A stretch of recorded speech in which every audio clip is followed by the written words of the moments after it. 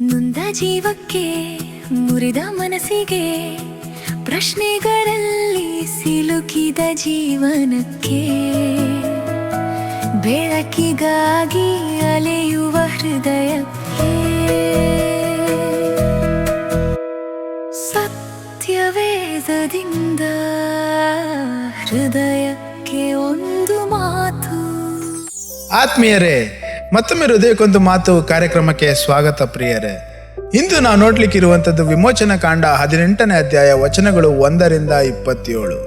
ನಿನ್ನೆ ನಾವು ರೆಫೆದೀಮಿನ ಘಟನೆಯನ್ನ ನೋಡಿದ್ದೇವೆ. ದೇವರು ಬಂಡೆಯಿಂದ ನೀರನ್ನ ಕೊಟ್ಟದರ ಬಗ್ಗೆ ಕೇಳಿದ್ದೇವೆ. ಕೊನೆಯಲ್ಲಿ ಮೋಶೆ ಒಂದು ಬಲಿಪೀಠವನ್ನ ಕಟ್ಟಿಸಿದನು ಎಂಬುದಾಗಿ ನಾವು ಓದಿದ್ದೇವೆ. ಅದಕ್ಕೆ ಯೆಹೋವ ನಿಸ್ಸಿ ಎಂದು ಹೆಸರಿಟ್ಟನು ಎಂಬುದಾಗಿ ನಾವು ನೋಡಿದ್ದೇವೆ.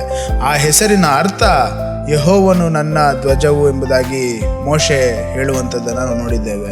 ಆ ಯುದ್ಧದ ನಂತರ ಇಸ್ರಾಯೇಲ್ಯರ ಪ್ರಯಾಣ ಮುಂದುವರಿಯುತ್ತದೆ. ಪ್ರಿಯರೇ, ಅದೇ ಸಮಯದಲ್ಲಿ ಮೋಶೆಯ ಜೀವನದಲ್ಲಿ ಒಂದು ವಿಶೇಷವಾದಂಥ ಭೇಟಿ ನಡೆಯುತ್ತದೆ. ಅವನ ಮಾವನಾದ ಯೆತ್ರೋ ಅವನನ್ನ ಭೇಟಿಯಾಗಲು ಬರುತ್ತಾನೆ. ಅವನೊಂದಿಗೆ ಮೋಶೆಯ ಹೆಂಡತಿ ಸಿಪೋರಾ ಮತ್ತು ಅವನ 2 ಮಕ್ಕಳು ಬರುತ್ತಾರೆ. ಬಹಳ ದಿನಗಳ ನಂತರ ಕುಟುಂಬ ಮತ್ತೆ ಒಂದಾಗುತ್ತದೆ.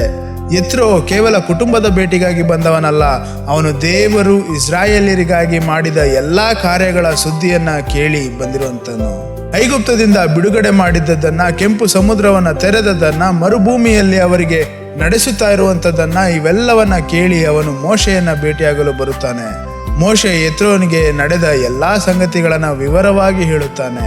ಫರೋನ ವಿರುದ್ಧ ದೇವರ ಅದ್ಭುತ ಕಾರ್ಯಗಳು, ಪ್ರಯಾಣದ ಕಷ್ಟಗಳು ಮತ್ತು ದೇವರ ನಂಬಿಗಸ್ತಿಕೆಯನ್ನ ಎಲ್ಲವನ್ನ ಕೇಳಿದ ಯೆತ್ರೋ ಬಹಳ ಸಂತೋಷ ಪಡುತ್ತಾನೆ.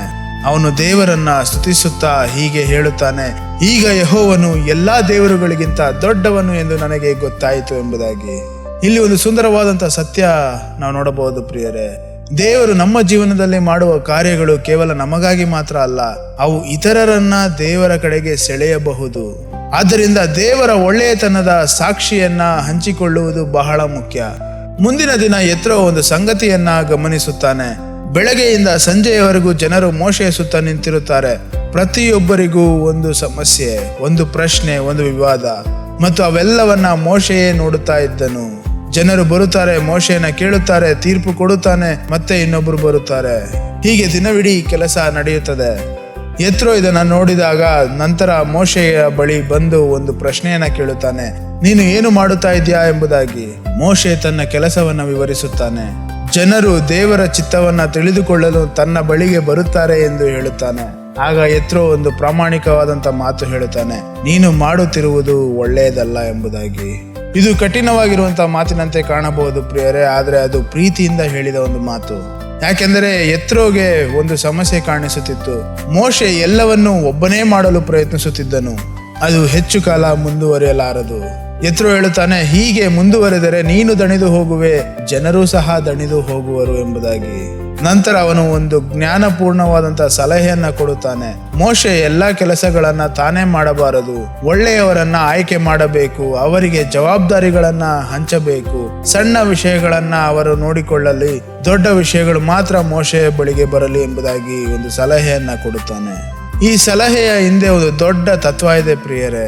ದೇವರ ಕೆಲಸವನ್ನ ಒಬ್ಬ ವ್ಯಕ್ತಿ ಮಾತ್ರ ಮಾಡುವಂತೆ ದೇವರು ಉದ್ದೇಶಿಸಲಿಲ್ಲ. ದೇವರು ಜನರನ್ನ ಒಟ್ಟಾಗಿ ಕೆಲಸ ಮಾಡಲು ಕರೆಯುತ್ತಾರೆ. ಒಬ್ಬ ನಾಯಕ ಎಲ್ಲವನ್ನ ಮಾಡಬೇಕಾಗಿಲ್ಲ. ಒಳ್ಳೆಯ ನಾಯಕ ಇತರರನ್ನು ಬೆಳೆಸುತ್ತಾನೆ, ಜವಾಬ್ದಾರಿಯನ್ನ ಹಂಚಿಕೊಳ್ಳುತ್ತಾನೆ ಮತ್ತು ತಂಡವನ್ನ ನಿರ್ಮಿಸುತ್ತಾನೆ. ಈಗ ಗಮನಿಸಬೇಕಾದ ಇನ್ನೊಂದು ಸಂಗತಿ ಇದೆ. ಮೋಶೆ ದೊಡ್ಡ ನಾಯಕನಾಗಿದ್ದನು, ದೇವರೊಂದಿಗೆ ಮುಖಾಮುಖಿಯಾಗಿ ಮಾತನಾಡುತ್ತಿದ್ದನು, ಅದ್ಭುತಗಳನ್ನ ಕಂಡಿದ್ದನು. ಆದರೂ ಅವನು ಯೆತ್ರೋವಿನ ಸಲಹೆಯನ್ನ ತಿರಸ್ಕರಿಸಲಿಲ್ಲ. ಅವನು ಕೇಳಿದನು, ಆಲೋಚಿಸಿದನು ಮತ್ತು ಅದನ್ನು ಅನುಸರಿಸಿದನು. ಇದು ನಿಜವಾದ ವಿನಮ್ರತೆ ಪ್ರಿಯರೇ. ಜ್ಞಾನವಂತ ವ್ಯಕ್ತಿ ಎಲ್ಲವನ್ನ ತಿಳಿದಿದ್ದೇನೆ ಎಂದು ಯೋಚಿಸುವುದಿಲ್ಲ. ಒಳ್ಳೆಯ ಸಲಹೆ ಎಲ್ಲಿಂದ ಬಂದರೂ ಅದನ್ನು ಸ್ವೀಕರಿಸಲು ಸಿದ್ಧನಾಗಿರುತ್ತಾನೆ.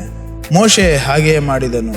ಅದರ ಫಲವಾಗಿ ಜನರಿಗೆ ಸಹಾಯವಾಯಿತು, ಕೆಲಸ ಸುಲಭವಾಯಿತು, ವ್ಯವಸ್ಥೆ ಉತ್ತಮವಾಯಿತು ಮತ್ತು ಜನರು ಸಮಾಧಾನದಿಂದ ತಮ್ಮ ಮನೆಗಳಿಗೆ ಹಿಂತಿರುಗಲು ಸಾಧ್ಯವಾಯಿತು. ಈ ಅಧ್ಯಾಯ ನಮಗೆ ಒಂದು ಮುಖ್ಯವಾದಂತಹ ಸತ್ಯವನ್ನ ಕಲಿಸುತ್ತದೆ. ದೇವರು ಕೇವಲ ಅದ್ಭುತಗಳ ಮೂಲಕವೇ ಕೆಲಸ ಮಾಡುವಂತ ದೇವರಲ್ಲ.